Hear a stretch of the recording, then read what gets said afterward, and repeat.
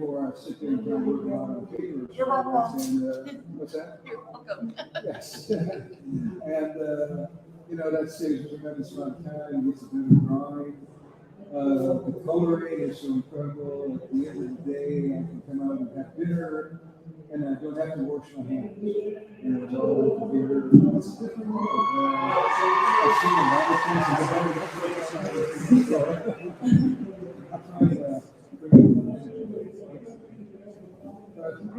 it changes. Obviously it's easier to write something than it is to draw. Steve Englehart, the writer, once said, I can draw 500 pages coming over the book, and 4 hours makes sense to draw. Yeah, right. That's about it changes. Depends on what the movies. Who are some of your favorite artists that you've worked with? That I worked with, I worked with some of the best guys. Yeah. Alan Davis, Bernie Wrightson, a lot of good inkers. I went from Mel Milgram, Charles Jansen. Of late, things have sort of gone downhill, and I'm working with Jamie Jameson. But things get tough when you get older. That's actually one of my favorites to work with. I had lots of good folks who worked with some very nice writers, Engelhard, Ray Thomas, Archie Goodman. He's one of my favorites. He's an engineer. Okay. Yeah, you mentioned Jack Kirby and Steve Ditko. So, right? I mean, right? Like, so were they the ones that got you into comics, really checking out who the first names you knew from other creators? Because for me, I remember reading comics in the 80s. John Byrne was like the first name I recognized. So I love comics with this Steve's name on it. Was that something that happened with Kirby and Ditko? Well, when I first started reading comics, it didn't sign me. Okay. And I remember there was this one, I think it was a 3-year-old story that Lee Elias, an artist, stuck his name in and did some photos from the bottom of the camp. Oh, wow. And, I was about 8 years old at that point. And I went, wow, somebody does this for a living. Yeah. And that's when I first started thinking, I want to draw. But Jack Kirby and Steve were my favorites because they were just story. Far more at the time. And when I was about 16 years old, I came to New York City. There was a little fair going on. And then my family was fair, and I wanted to come to Manhattan and see if I could see the cartoons. Yeah. And I tried a couple of them that I wanted. And the most memorable of the rejections was Carmine Infantino, who had a very distinctive voice. And when I got home with him on the phone, I just started my easy around there. He's all got their side. Many years later, I met Carmine and recognized the voice either. But Steve Ditko, I said, just get a box away. And he said, okay, come on up. And he spent 2 hours with me, talking about drawings. He was at the end of his Spider-Man run at this point. And up on the board, he had the guy named Joe was the title of the last one he did, and there goes up into the board and be done. He spent a couple hours. At one point, he pulled out these notebooks and said, I've never seen anybody else do it. And they were notebooks on nothing but photos. It's a 3-ring notebook, and he would open it up, and he'd have the different folds as the arm would go up and how the draper would. Because Steve had a really photographic kind of inking style. And this is how he did all his photoing himself. He just, if there was a character that was in position, he looked up all that and Oh, wow. Very mechanical but creative at the same time. Yeah. Oh, and his design on his layouts, with the panels, the way he would break everything down. Yes, it was very straightforward. It was really fancy overlay of panels and everything, but it was always a very interesting visual look. Yeah. And you never got bored looking at this stuff. Yeah, and then when you think about that with Kirby, where it's like a completely different kind of thing, characters are leaping out of the panels. Did that influence you too? Like seeing the two of them, right? Like seeing one more mechanical, One being more explosive, maybe dynamics, I would say. Yeah, well, there's also a combination of storytelling. You know, Steve was more of a low-key storyteller, but he was all as much a storyteller as Jack was. Mm-hmm. It's not as dramatic. But he was more quirky than Jack, too. Okay. I mean, if you look at some of his stuff before Spider-Man, he did this series called Amazing Adult Fantasies or something like that. Yeah. And these are mind-blowing little stories. I mean, this guy was one of the most conservative people I know, but his work, he could have sworn he was on acid. Yeah. Yeah, I mean, really. He was, All that Dr. Strange stuff too. You're like, no, never. no, he was literally one of the most conservative person I know. Yeah. Almost completely, it's hard to say it these days. He was really nicely right-wing. He couldn't be much more of a gentleman, but he was, an Ayn Rand advocate and at the same time, the views and everything like that. Yeah. You see a lot of that stuff done in some of his work too. That his ideas, his philosophy, yeah, question, Mr. A. Mr. A. There's some real fascist stuff. How did you get into being published? I got out of my service. I was sitting in, well, I was in the service. I was sitting You served in Vietnam, right? I served in Southeast Asia. Okay. And basically, I would send in pages to Northerners at that time. They had all this photographic paper that was outdated. Mm-hmm. And so it had an emulsion on one side, it was straight paper on the other. Okay. And it was big enough for and so I would send in all these complete hoax stories, 20-page hoax stories on the back of it, all this photographic paper. Yeah. And they would turn it down. He wasn't into this stuff.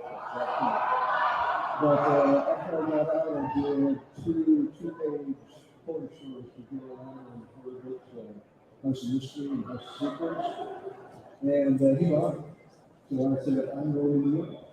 Mm-hmm. And I had one suitcase loaded with clothes and other comics. Nice. And I took the bus to New York and got off at the bus station in 22nd and 8th. And, suitcase of comics. So I put that down and I was sitting there looking around, and this really nice gentleman came running up and grabbed my suitcase and said, "Here, let me help you with this." And he was about ready to run down the street with it. No, man. And he got about 3 steps and realized how heavy it was and put it down. So they were looking at me. How dare you? Yes, I figured, well, I'm going to like New York after this. Hey, Jim, might want to speak a little A closer. little bit closer, okay. Yeah, it's hard. I thought taking this thing out. It's more comfortable with that. How's that, better? Yes, much. I'm not going to repeat everything I just said. I'm sorry, back rows. He almost got robbed. I don't remember what I said 30 seconds ago, let alone 5 minutes. I'm curious about, it seems in your work that there's a lot of, a lot of people can look at comics and they can just say, oh, these are made for kids, and they're just people, we're throwing this together, but it's very, I've talked to plenty of people that are like, back in those days, we were just throwing these things together, doing what we could. But you were like doing some philosophical work with your Captain Marvel, with Thanos, with your relationship with death.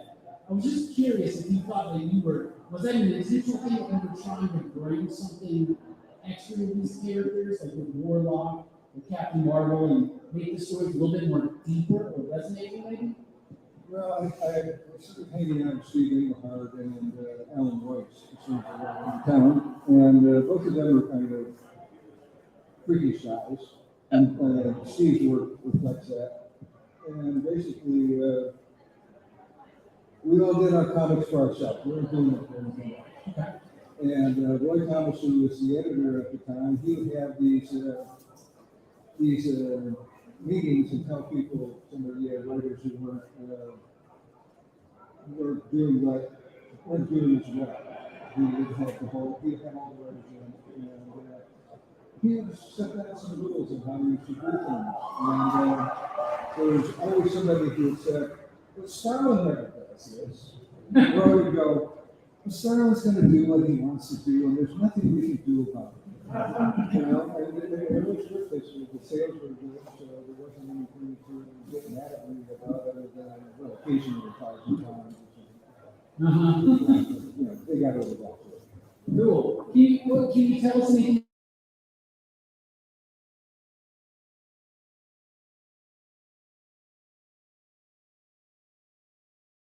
Yes, Steve, you're coming in and talk about the Freudian concept of Eros and Thanos, which is the lighter and darker side of human nature. I designed up characters for both those names. Thanos got bigger, faster, and was much more interesting than Eros. It's only later on when somebody else suggested he might be a social predator that I thought, yeah, I can go with that. Yeah. He saw it. I like to follow him.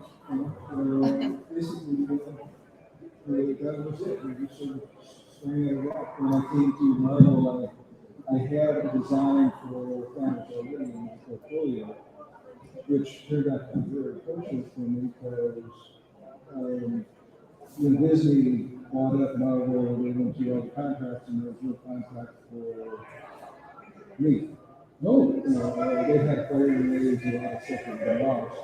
And so I ended up getting a pretty good deal with Disney on for movie stuff in that case. Yeah. Yeah, so I'm very happy with the movie people. Okay. Yeah, right. Yeah, I know that doesn't sound right. Most people say the movie people are shit. I don't like the movie. It's the editorial people I don't like. Yeah, okay. You feel that? Okay. Are you pleased with how the character was portrayed on this film? Thanos? Yeah. Yes. You don't go into anything that's going into a multi-million-dollar movie without expecting there to be changes.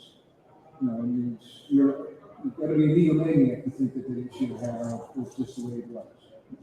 And though they didn't stay with the letter of Thanos, they certainly stuck with the spirit. Mm-hmm. And Josh Brolin, who was no one I had on my radar playing Thanos, with a Texas accent and all that. Now I can't imagine anybody else doing it. Yeah. Who's just so good at it. Each one of the characters in mine that appeared have been interesting where they were at. The Gamora, the screen version is pretty much what kind of comic book version. So that's probably the most true adaptation of it. Drax, look, I gotta see maybe he's the most truest. But you didn't get Tom Cruise to play. We didn't get Tom Cruise. I was used to play a joke that we should have Tom Cruise play Pit Patrol because they're about the same height. Yeah, if there's any Scientologists in the audience, I'm sorry. No, moving on. As it turns out, it's very close to more. I love Drax, what James Gunn and Batista have created out of sort of the different versions of Drax that I had and the later versions that I've written out. Who else is out there? Shang-Chi, they did a beautiful job on that. I'm so worried about that one because it was such a dark story to start off with. And I knew they were getting good crew because I heard who the director and writers were as they came on. And I thought, okay, they'll be able to lighten this up. And still, basically, the story of the assassin. And that wasn't going to fit into whatever else they did at the Marvel, but they did weave it in such a way that who's going to work in just with Marvel Universe, just like all the rest of them. Mm-hmm. And Heroes, we'll see how the Heroes is. Yeah. I didn't know who Harry Styles was when the movie came out. Okay. You know, I'm old, so I stopped listening to music back in the 70s. But I had been to a grocery store, and they had, on the checkout, they had all these magazines. And there was one of these rock and roll magazines that could do for different things for their styles. But it happened to be right next to my shoe. Mm-hmm. So my head, I said, okay, it's another one of these fashion home decor things. So when they said, we're having size zeros, and they want these fashion guys from home decor? Yeah. And then they all laughed at me because it's like there was no visa who can go I thought you worked with Martha Stewart. Yeah, I thought he was Martha's son-in-law. I had to tell you who it was. Yeah, I didn't think to ask that. In addition to Thanos and the Cosmic Marvel, we revitalized Cosmic Marvel. Maybe not revitalized. That was what, you created this whole thing. But at the same time, you killed Robin. Or maybe I should say, we killed Robin. Yeah, it's not my fault. It's not your fault. But what was the experience working at DC on the family books back in the 80s? That was surreal in its own way. I never thought that going out to fight crime in a gray and black outfit and bringing along a kid that you put in primary colors was a really good idea. If it's not child abuse, it's downright child endangerment. The only thing that was missing was having Robin carry around the sign saying, "Shoot the kid." So I tried to avoid Robin when I started doing Batman stories, but Denny and Neil kept saying, "You gotta put Robin into at least one story here and one story there." And they decided at the DC that they were going to do a book about AIDS. And being the terribly sensitive people that they are up at DC, or were up at DC at that time, they decided you were going to vote and decide which one of the DC characters was going to get AIDS and die. And so, being the caring soul that I was, I stuck the ballot box with Robin. Recognizing my handwriting, they threw all the Robins out. And Jimmy Olsen ended up being the candidate for AIDS at DC. But then somebody pointed out to them that the actor who played Jimmy Olsen in Christopher Reeve's Superman story was gay. That freaked out everybody in corporate, and the entire idea was thrown out. Later on, Denny O'Neil came up with the idea of calling him in to vote on something, and the first thing that came to mind to him was, because I'd been robbing and killed Robin off in the beginning, that we should do a voting on that. And I actually did write two different stories, and each 2 pages different. But I always knew that, I'm sorry, but I know what my fan base is, you're a bunch of fools. I knew you were going to kill them off. What surprised me is as close as it was. Out of 10,000 votes, there was only 72 vote difference. Somebody was a real Robin fan and called him a lot of times, I'm sure. But, Right. Totally, the crazy phone bill they had that month. Yeah, so when the book was first coming out, Denny was on all the morning talk show hosts shows, and quite frankly, he was taking credit for the whole thing. He wasn't mentioning me or Jimmy Carroll, at least. So we thought that was okay. But then the book came out, and Robin was ready to be put in, and suddenly it came and dawned on everybody that they had never told anybody in licensing what was going to happen. And licensing had all these thermoses and pajamas with Robin on it, and so they hit the roof. And somebody had to take the blame for this whole thing. And after some careful deliberation, I can give you 3 guesses as to who got the axe. 2 months after doing the most successful book up at DC that year, all my work dried up. Every single thing I had suddenly disappeared. And I was forced to go back over to Marvel, where I started it on the Silver Surfer and then did the Infinity War. Yeah. So it worked out fine for me. You thought killing a sidekick was crazy. I'm going to kill half the universe. Yes. You think you got trouble with your services now? That's awesome. Do you mind if we open up for some audience questions? Anybody got a question? I take answers to questions from anybody but him. He was hysterical. Yes, sir. I had a question about when you were working on Legion of Superheroes in Could you speak up a little bit? 78, 79 on Legion of Superheroes, when you were at DC, the story line the story that you had crafted, that you decided not to put your name on and they put Stephen Pop Oh, I asked you that. How did that how did the whole thing come about and what made you step away from using your, I know they changed the story around. It was a Legion of Superhero story. It was supposed to be a sequel to the previous one that Joe Rubenstein and I did. And Joe, by the time they got around to writing it, Paul Evans was the writer, and by the time he got around to writing it, DC was beginning to implode. And what had been a 64-page story got reduced down to 48 pages. And they figured they couldn't afford Joe, so they gave it to this other reader who I didn't care for.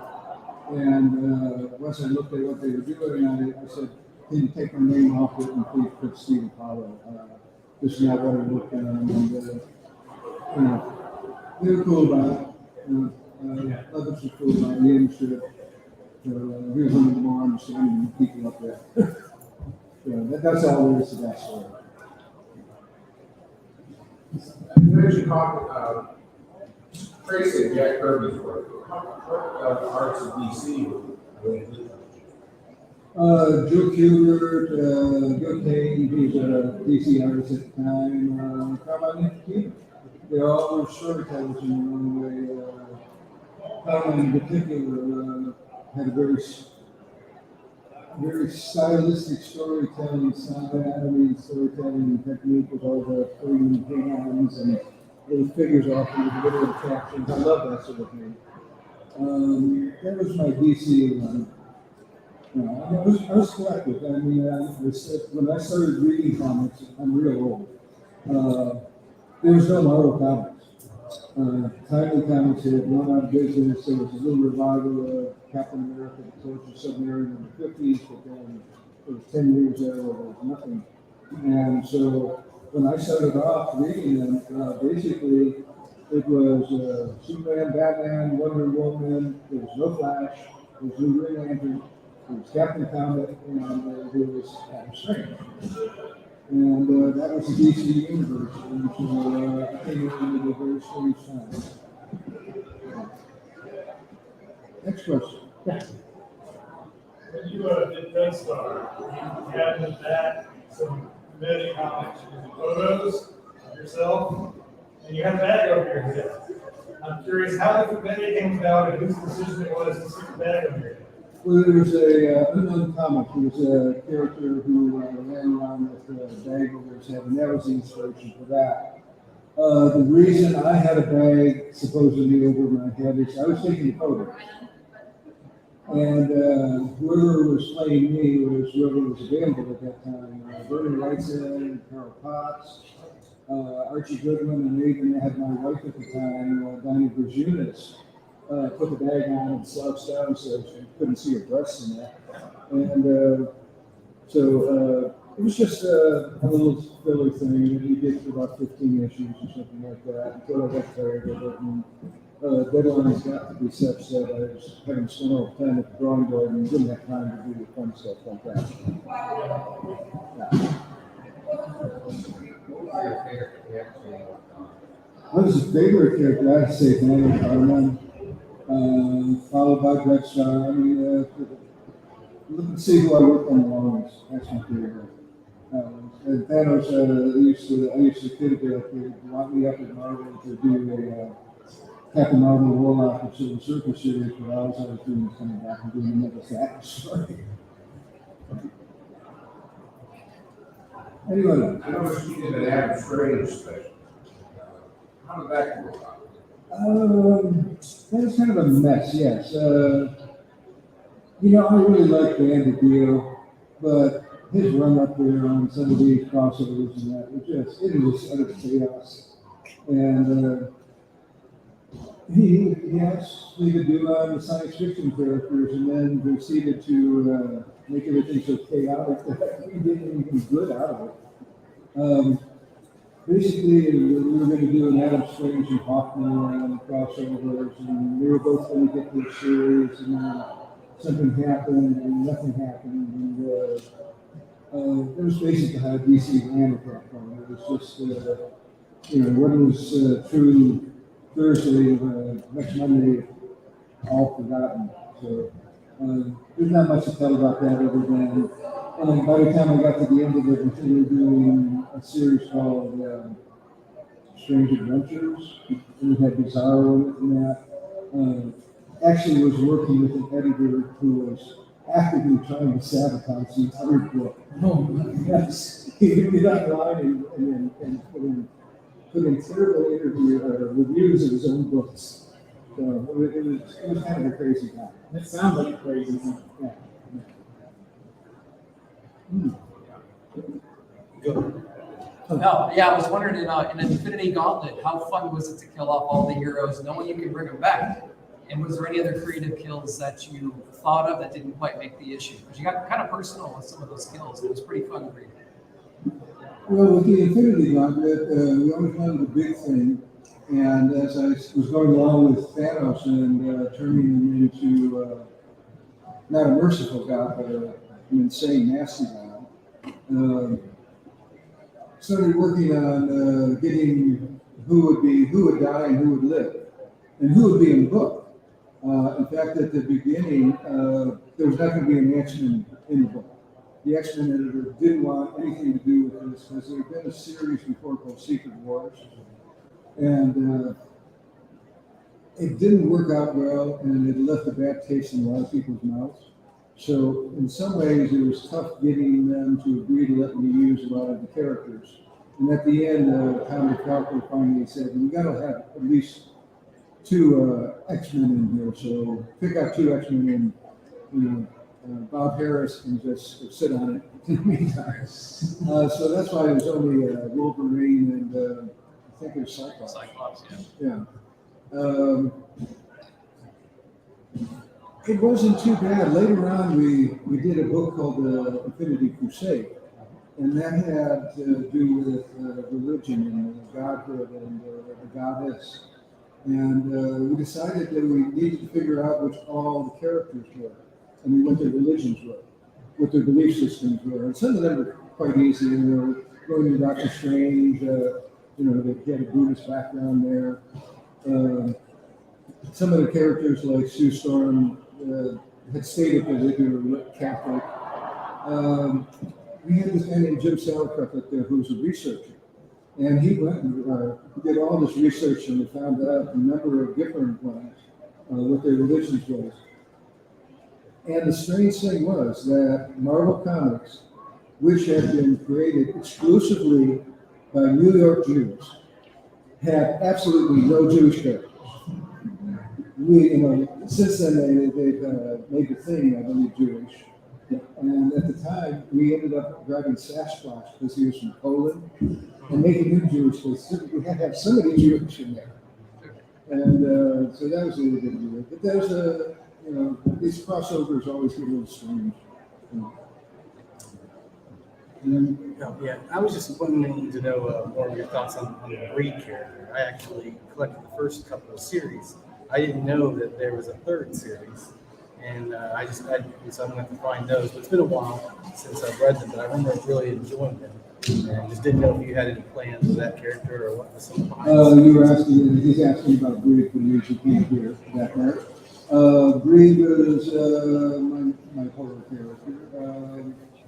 I'm not planning on doing any new Breed stories, but Dreadstar is going over to a new publisher called Monkey Wrench. There's Ominous going down great. Basically, the first project we would do is a collected version of the entire Breed thing, including whatever pinups and sketches I got going around. And after that, Monkey Wrench is going to be the home publisher of Dreadstar. We're going to reprint Dreadstar Returns. Dreadstar versus the Inevitable is almost done, and that'll be our first original book done. And we got 3 other graphic novels planned for that, including a reprint of the Peter David Dreadstar run at Malibu, featuring Carla Dreadstar, Dreadstar's supposed daughter, which in my universe, that Peter's book is the Lord Papal's version of what happened. And the third graphic novel that Jamie and I are working on is going to be the Dreadstar's version of what happened. It's going to be sort of a washing on thing. It's not going to be the same story.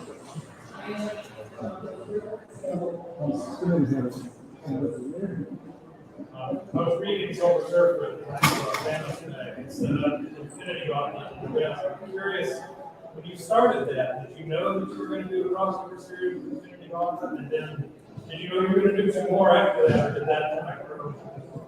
No, at that time, Marvel was owned by a group called the Gremlin Group, which the guy named Michael Corman, who was kind of a scholar's capitalist character.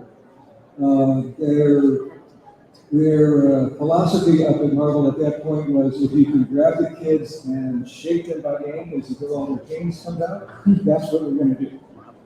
So it was a time where every X-Men had its own book at one time. And I came over and started doing the Silver Surfer, and the sales went up.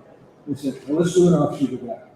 And so that's where the Thanos stuff came out, and the initial sales figures were good on that, so we said, we need another one. And that's where the Infinity Gauntlet came. And after that, the Infinity Gauntlet sold well, so I was they would just let me do whatever I wanted to do. It was Infinity War after that, Infinity Crusade. By the time I got to Infinity Crusade, one of the editors up at Marvel, which I won't name, he took exception to the fact that I was doing all these things.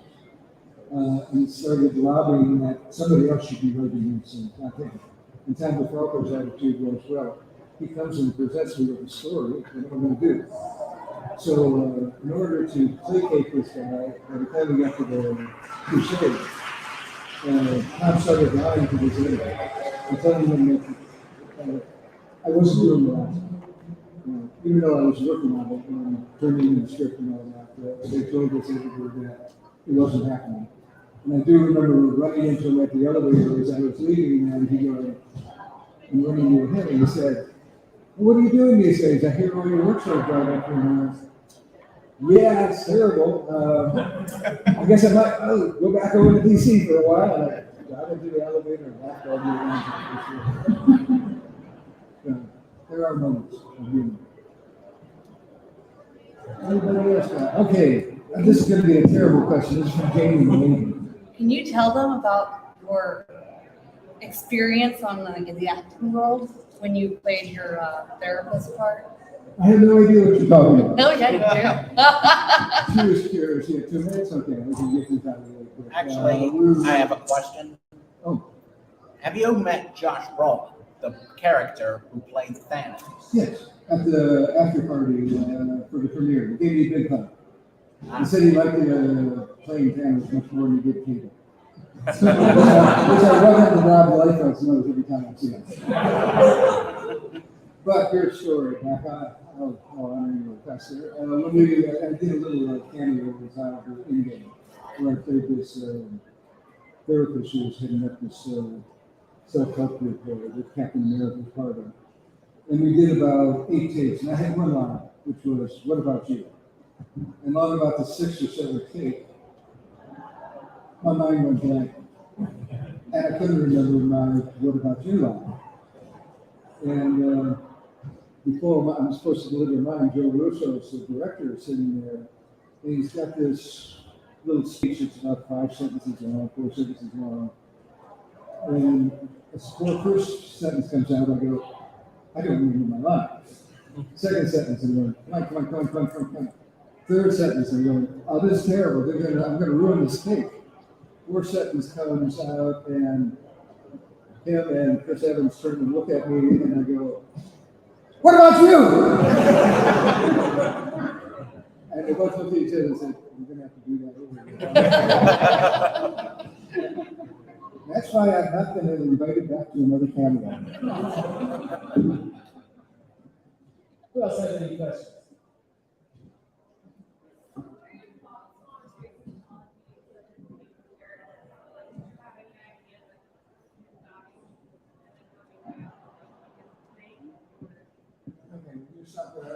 What about my thoughts on Jason Todd?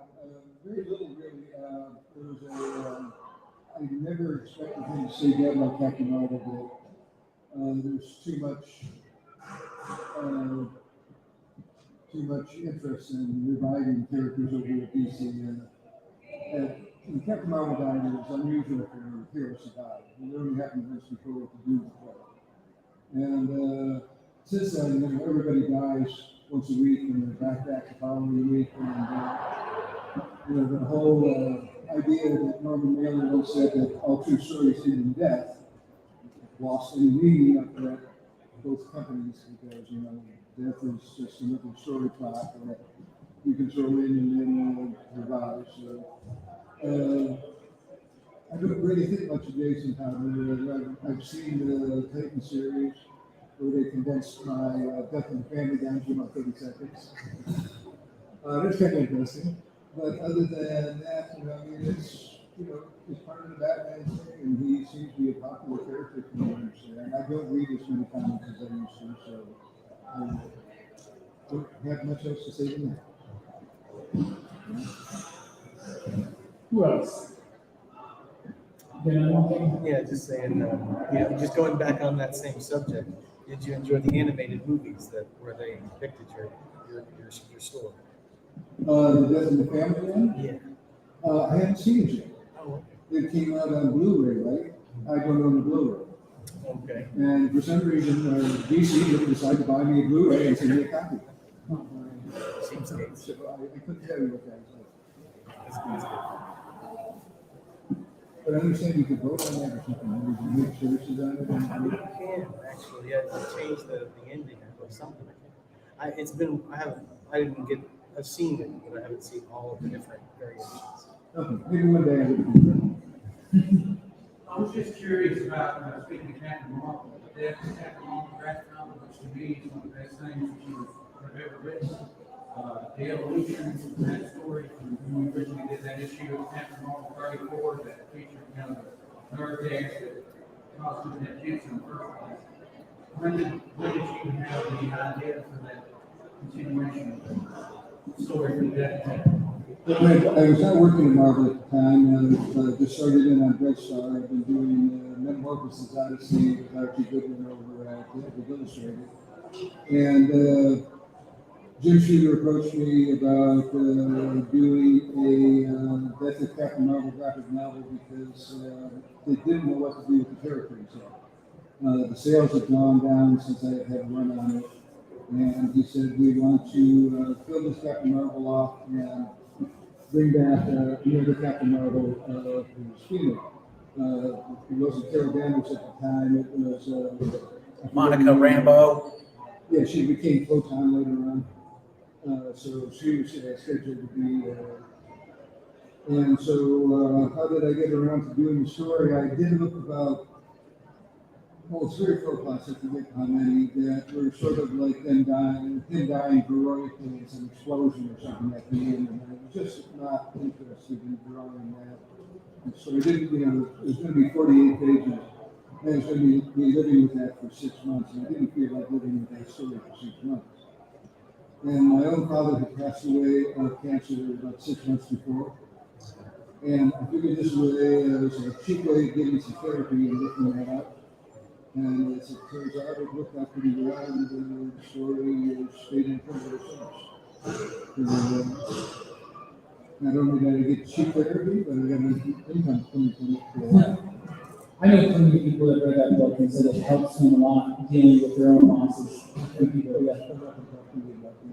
Yeah, it's very powerful. Powerful work. Yeah. So, what's the difference in your creative process if you're writing and drawing something versus using writing? Oh, the big difference, I don't draw. No, I tend to work out the stories a little bit more upfront when somebody else is drawing them. When I was doing Infinity Gauntlet, I had a big piece of plywood up with 3x5 cards into it so that I could break up the scenes. Positive scene followed by a negative scene, followed by a positive scene, so that I wouldn't lose the impact of either side, either cutting scene. I usually work with somebody that I know is coming, I know who they're going to be, who the artist is, and so I gear the script to their strengths in a lot of ways. I mean, I have the 2 people I work with the most were Ron and Jim Richardson. And Bernie would always Ron would always give me exactly what I envisioned. Because he and I were at the same time in the School of Art and Jack Burton. Bernie, on the other hand, would never give me anything that I envisioned. But it always worked because he had this whole different visual DNA going on inside his head that was alien to what I would think of. I always worked with those and Alan Davis, I just hate him. He just draws so well. So he's a different story entirely. He was at the end of my run at the Valley, so we had a lot of fun and I always enjoyed working with Alan, even though I was funny. Anybody else? Who do I get to go home with? Yes, sir. Is there a character that you never got a chance to work on? The closest to that would be the submariner. I had a story after 9/11, and it was a story of somebody who had destroyed Atlantis. They dropped it in a toxic waste or something into it. I had 3 pages of it all drawn up, and I submitted it, and I was really, and it wasn't going to be a vengeance story. I mean, it starts off as a vengeance story, but I wanted to examine what was going on at the time because Marvel and most of the comics, they went for a more jingoistic kind of outlook on what things are going. The people who did 9/11 were terrible. Every era was terrible. If you got a hero in the story, these are going to be the villain. I didn't want to do that story. I wanted to do one where we had to examine the fact that maybe terrible things are done by people who are pushing things that they wouldn't do anymore. Not all of the Taliban are terrible people. I mean, there's awful terrible Taliban. I mean, they're chopping off their heads and stuff like that. But there are the religious folks in that same community that aren't at that level. They are human beings. And I had the story involving Nelson Mandela from South Africa. I'm going to be in the story because I've had some associations and Cape Town in South Africa. And what their history was, with him, after all those years of apartheid coming out and doing a government that was unlike anything else that had happened in Africa in their history, which was mostly governments being overthrown in the previous government, their heads being put on sticks and stuff like that. He was one of the first ones that actually had a transition where the whites were involved as much, and the white minority was involved and allowed in as much as the black majority. And I wanted to do these sort of things inside the Submariner story. And I had, it's going to be all real geopolitical. It's going to go up to Russia. And they sat on it for a year and eventually did Nemo and Love instead of, never even bothered the time they didn't want to do the show. It was different. That's the one I wanted to do. I wish you would have got that one instead, because I remember that Nemo and Love stuff. Yeah, I heard that too. What time go on? We're reading DC first, and then you got into Marvel. How many of those early issues do you still have? Prior out issue number 1 with Astonishing Tales, Spider-Man stuff, or not? Well, the Spider-Man stuff I did for John Reed, just we did layouts for him. I'm not buying this as a reader. Before that, I did. I collected a bunch of stuff and I gave it all to Al Milgram when I went into the service. And he doesn't remember it. He told me for a long time that he used that for down payment on his house. But nowadays he doesn't remember that. But yeah, I had the big Spider-Man fans will have all the virtually amazing heroes on up and all the fantastic heroes. Just gave them all away. All right, well, that's all we have time for. I encourage everybody, if you haven't already, go check out Jim Starlin's booth out there. Lots of cool stuff. I'm sure he's got some stories to share, some signatures and things to sell. So, y'all go check them out. And if you haven't already, go check them out again. But everybody, thank you. Jim Starlin.